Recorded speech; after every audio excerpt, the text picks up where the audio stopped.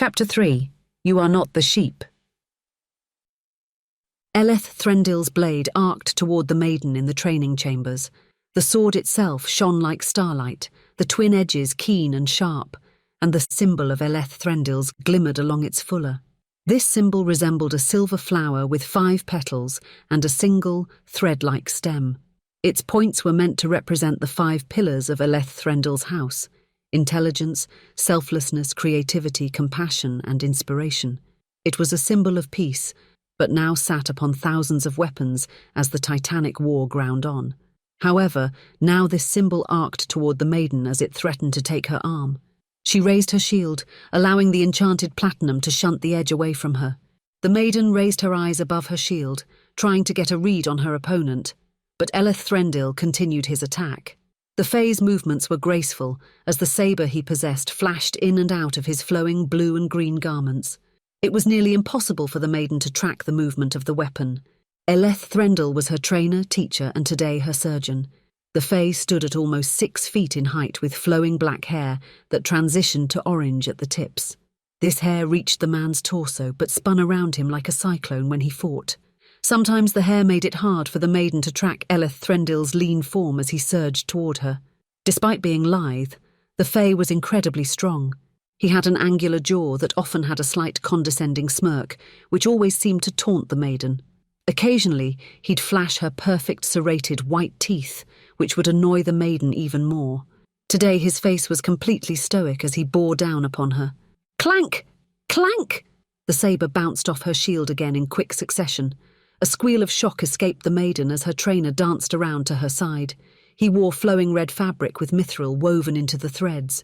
The maiden found it slightly unfair that he wasn't slowed by armour, but had learned her lesson about voicing such things. That just made the Fae end the fights quicker and far more brutally. However, even when Elthrendil was taking it easy, the Fae Lord was still a terrifying opponent. The maiden brought her own sword up, a basic iron thing with a small hilt and a slightly bent blade, in hopes of defending herself from the Fae. Instead, Elthrendil lashed out with his sabre, cutting the maiden across the throat, causing her to fall back. Blood spilled in great waves from the wound as she began to gargle. Was this all worth it? Ishin had insisted that Elthrendil increase the rigour of his training if the maiden was going to leave Rose Hollow for the front lines more often. The maiden had begged her after accompanying Ishin to Etemir. While fighting the Titans and their horde certainly had its downsides, the maiden found it far better to save people than to be stuck in Rose Hollow all day. That was 60 days ago, however. While Ishin agreed, she said that the maiden would not accompany her until she was properly trained.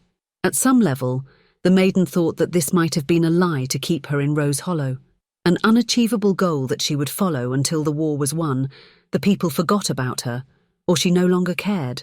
That was a thought the maiden quickly dismissed. Ishin would never lie to her. Although now, as she lay on the gravel ground of the training chambers in Ishin's tower, she began to second-guess the physical toll. While it was true her wounds were almost shut, it still hurt like hell. Elthrendil had inflicted upon her almost every injury imaginable. He had once even thrown her out the window of the training chambers onto the streets below. Nicholas had thrown up when he came to visit her somehow, still breathing body in her room. "Your feet are like an old man's," Elthrendil said, as he wiped her blood off his sabre. "Be like a mirror and a reflection, always in front of your opponent." Gwak. Elthrendil had grown competent at translating the maiden's responses. This one he knew to mean some version of, "Got it." The maiden rolled to her feet, picked up her sword, and turned back to face her teacher. "A bird like you will never leave the nest unless you learn to walk before you fly." "Maybe," the maiden croaked, "if I had a teacher who didn't speak in riddles, I'd get somewhere." "So they're riddles because your candle is too dim to read the plain text. Is that an insult?" Elthrendil did not respond. He instead dropped back into stance before lunging at the maiden once more. With a quick hiss of breath, the maiden backpedaled as she tried to defend herself. Hot pain flared across her left thigh, the right of her torso, and then across her brow as Elthrendil undid her guard. The entire time the Fae's expression was placid, unchanging, as he performed his violence. Yes, the maiden thought.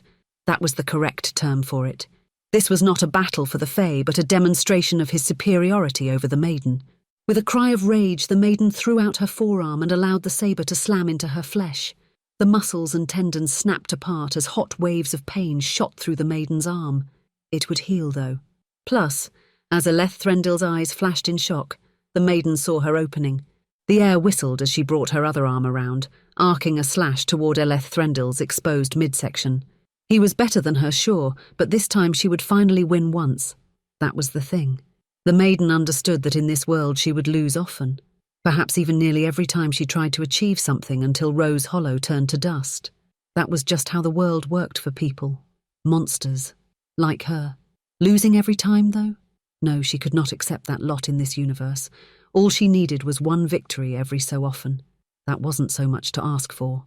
Elthrendil shifted his weight and kicked the maiden in the chest. The Fey Lord's boot went through her flesh, squished through her organs, connected with her spine, and shot out the other side of her body with a popping sound. This caused the maiden's swing to falter as her entire body shut down. She only registered her face impacting the ground of the training room a few moments afterward. Her nose was sore, and probably a bit broken from the impact. To make things worse, Elthrendil plunged his sword into the maiden's back to pin her to the ground. "We are practicing form, not desperate gambits," Elthrendil said. "Victories are won via sound tactics and form, not whatever." Elthrendil made a gesture toward the maiden. That was, "How am I supposed to learn anything when you keep cutting me apart? Ideally, quickly. You're taking pleasure in this, aren't you? This is some kind of sick joke." "I take no pleasure in this," Elthrendil said coldly. The Fae walked over and squatted before the maiden until they were nearly at eye level. Blood, her blood, dripped from the cheek of the Fae. "The truth is, I don't care about you. Ishin gave me a task which I shall complete in the quickest period possible. The training I give you is harsh, but it is fair." "Fair, Shush. You speak too much for someone with so few ideas. Your perspective is that of an ant's and not an eagle's. So listen well, because I shall say this once. You believe yourself to be one worthy of coddling like other pupils of mine. This is untrue. You are not the sheep. You are the wolf. While others break, you do not. I teach you the art of combat in its truest form without the padding reserved for those of normal stock. Your bones snap and mend themselves in seconds. Wasting these talents would make me a foolish teacher. So ask yourself, if I was a foolish teacher, would Ishin have assigned me to this task? No. Correct. Elthrendil stood and yanked his blade out of the maiden's back. The maiden winced from the sting of the metal. "Get up. Give me a second," the maiden said as she looked down at her stomach. Her flesh was still stitching the gaping hole in her sternum together as thick ribbons of red crisscrossed the wound. While her body regenerated fast, she still had her limits. "You're an ether eater," Elthrendil said. "You'll survive." "I'm a what?" "Oh." The librarian at the desk did not return the maiden's smile. Instead, the librarian kept her head down as she turned another page in her book. The woman was dwarvish, possessing short brown hair, grey eyes, and a series of small scars on her face and arms. The woman had a body suited for the harshest of environments, as she was all muscle and no fat. She wore a green robe that was splattered with paint, as if she had been doing some late-night crafting. She smelled of this paint too, and something else the maiden could not quite pinpoint. Perhaps it was some sort of spice or incense she was accustomed to burning. The maiden made a mental note to ask Ishin about the smell the next time they met. It was lovely, and she would love to buy a candle with the same scent. However, today she was on a mission, and began walking into the library. "You aren't allowed here." The librarian behind the desk had spoken without raising her eyes. Well, see, I actually just got this paperwork." The maiden fumbled within a slate-grey folder until she found the requisite documents. Each of them contained a litany of seals, signatures, and technical jargon the maiden didn't dream of understanding. However, at least half of the documents had Ishin's personal seal, given by the High Goddess in front of the maiden. They were official, legitimate. "Seems like you're missing the ZH-66. Right here." I see. Well then, I believe, Ms. Maiden, that you require an escort to enter the library, and it seems—" "I am the escort," Nicholas said, stepping up beside the maiden. He passed over his own stack of paperwork for the librarian. With a sigh, she took the eggshell white sheets, flipping through them with a routine ease as her eyes scanned the documents. The maiden shared a nervous smile with Nicholas as the minutes ticked by at the desk. Her eyes fell upon the library's interior. This was the first time the maiden had visited this area of Ishin's tower. It was open, with high ceilings that contained an array of stained glass windows. The shelves in this room were stretched to the ceiling in great columns. The books that occupied them were a rainbow of colours from every hue and shade imaginable. They gave off the unmistakable smell of old paper, leather, and binding glue, as if the maiden was standing before an antique shop. The shelves were organised into a grid system based on their subject. The floor was a mixture of stone and wood, and had a smooth texture to it, as if it had been polished down. There was no dust in the library. Actually, the maiden was surprised at how immaculately clean it was. Whoever was tasked with cleaning it did a wonderful job at polishing every surface, from the desks to the floor. It was as she was admiringly the cleanliness of the place that the librarian spoke once again. "Very well. It seems that I can grant you access," the librarian said slowly. "But you are to keep to the first floor and within sight at all times. Any misstep will result in your immediate expulsion." "Understood," the maiden said. Her smile spread from ear to ear as she turned to face the books. Her legs carried her within the endless maze of shelves, desks, and reference tables. The maiden had begun to appreciate books more and more in recent weeks. They were a gateway to worlds far beyond the scope of her imagination. While the maiden couldn't leave the hollow, she could always escape into the ink within the books found in the tower. Ishin had granted her permission to borrow from her personal collection, but never the main library itself. Now she had access to the whole first floor. The maiden made her way through the rows, taking in every title the library had to offer. With each new cover she read, her fingers passing over the words. The more the excitement in her stomach grew. She passed titles such as The History of Etemir by Argus Seward, The Complete Guide to Dwarvish Architecture by Veme Talim Ard, and The Art of the Barbarian by Sven the Strong. These titles fascinated the maiden as she pulled out some of the tomes to flip through. Each was a portal into a world far beyond Rose Hollow, places where the maiden could go and nobody would know her old name, where she could buy flowers in peace. Eventually, Nicholas nudged the maiden toward a desk.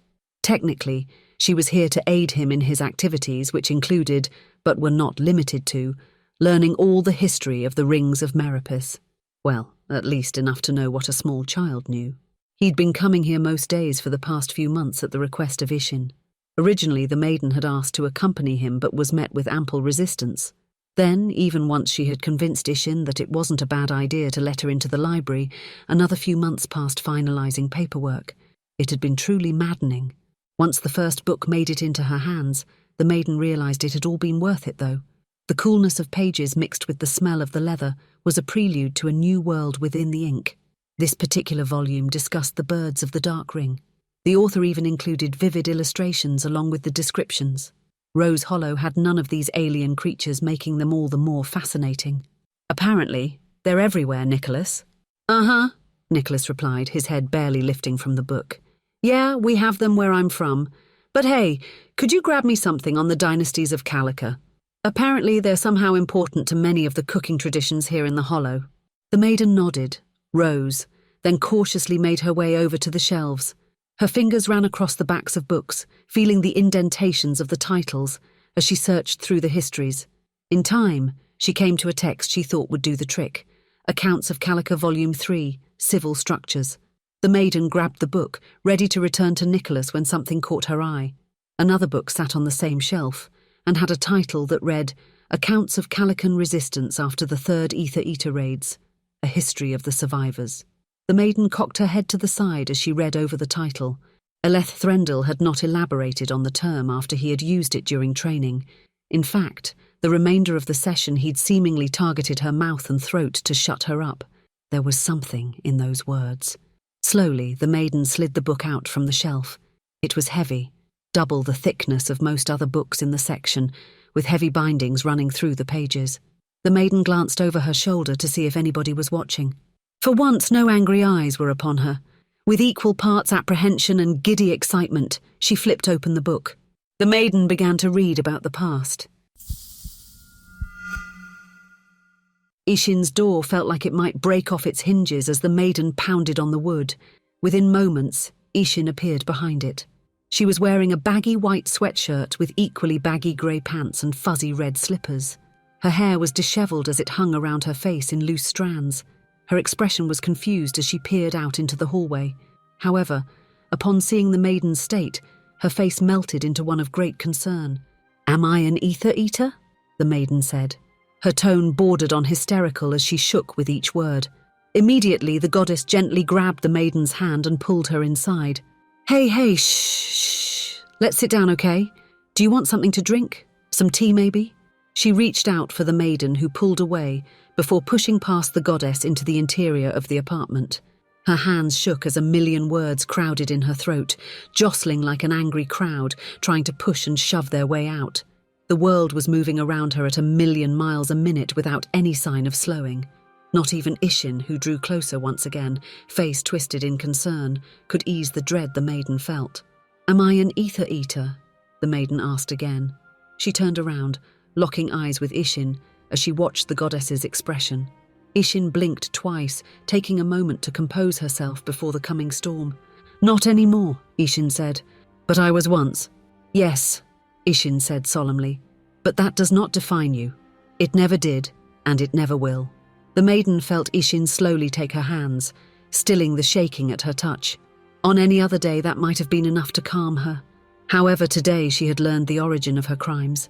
Yes, there was horror that leached into her soul. The horror that she was in fact more terrible a monster than she had pictured in her worst nightmares.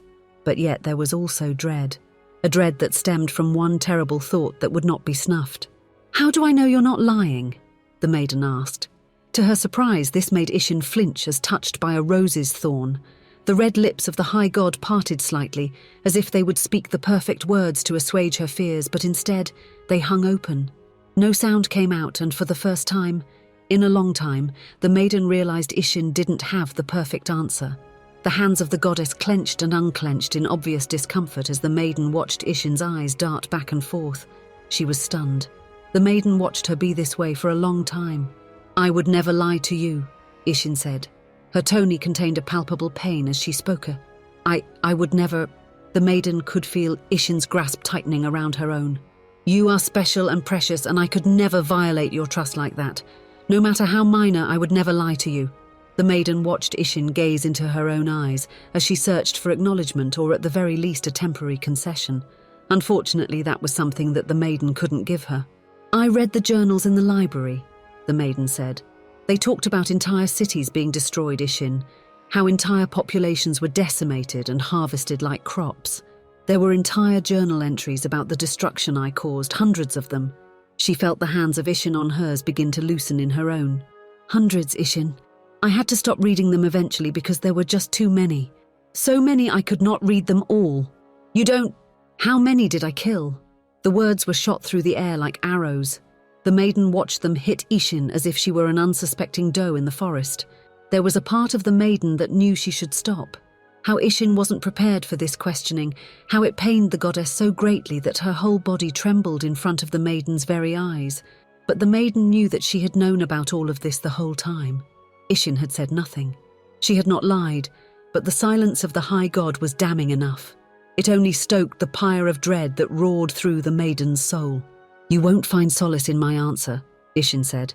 "I've never had solace." In these words, the maiden placed the truth of her existence.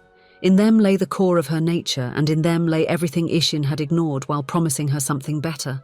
There were no pretty lies to be told here or to be believed anymore. So with all her power, the maiden slammed the truth into Ishin's ears in hopes the high god might relent. She hadn't realized that Ishin relented minutes before as soon as the door had opened. Despite standing before Ishin, she was blind to her collapsing posture, her involuntary silence, and the pain that she had carved with her words across Ishin's face. The maiden was too blinded by her own pain to notice. "Why did you never tell me?" "It didn't matter," Ishin said weakly. "The process of becoming an ether eater strips a person of their mind. You weren't you in that state. I didn't want you to ever think that you had any connection to what came before." "But I do." "In the smallest possible way, my darling," Ishin said. "How much blood is on my hands, Ishin? Because whether you think it or not, everyone else blames me for all the death ataxia brought them. They see me, hear my old name, and watch a murderer walk the streets of their safe haven free. Those journals tell stories of me breaking apart places just like this one.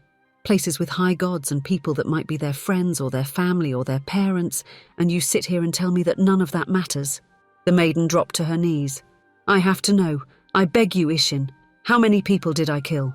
What followed was the longest silence the maiden had ever experienced. In reality, it likely was not all that long, mere heartbeats between words. Yet, in her mind, that space between answers was eternity. As the maiden sat there waiting for the impossible, she could not help but question herself. Had she pushed too far? Perhaps in her desperation to know, she had mistook Ishin's kindness for something else. In her blindness, had she broken the fragile trust between them? "On the rings of Meropis or in all dimensions?" Ishin said finally. The maiden was caught completely off guard. "The rings of Meropis only first." "Okay," Ishin said.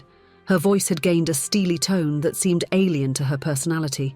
It reminded the maiden of Elthrendil's voice whenever he bantered in the middle of combat. The words themselves were almost muscle memory, without any of the usual vibrance of personality behind them. These were scarecrow words used to keep the crows away. Perhaps they were doing their job as the maiden found herself hanging on the goddess's words. 3.9 billion, Ishin said. At first, the maiden didn't register what the goddess had said. No, she did, but a part of her could not comprehend the words. That number was too big, surely. There was no way that anything had ever killed 3 billion people. She couldn't wrap her mind around such a quantity. Rose Hollow contained almost 10 million, and yet it was packed full of people from across the rings. Then, the maiden grasped the true horror of Ishin's words. Her body reacted violently as she doubled over and retched. All the contents of her stomach spilled onto Ishin's expensive rug as Ishin stepped back away from the maiden. Despite the violent retching, the maiden had not eaten at all that day, and thus the only thing that came out was an acidic yellow bile. It burned hot against her throat as she wobbled on unstable legs. The world was beginning to go sideways as the maiden felt herself falling. Ishin caught her, the high god's arms being strong like steel and also soft like a sheep's wool. Yet despite the god's best efforts, it was all too much. The maiden heard Ishin talking, no screaming, but her eyes fluttered shut anyway. The world went dark around her as she felt herself fall away from consciousness. The last thing she remembered was Ishin cradling her, whispering words into her ear as the gentle darkness took her away from the nightmare of her world. Next week, Chapter 4, Is There Room in Paradise for Everyone? And Chapter 5, Your Kind Slaughter Ours.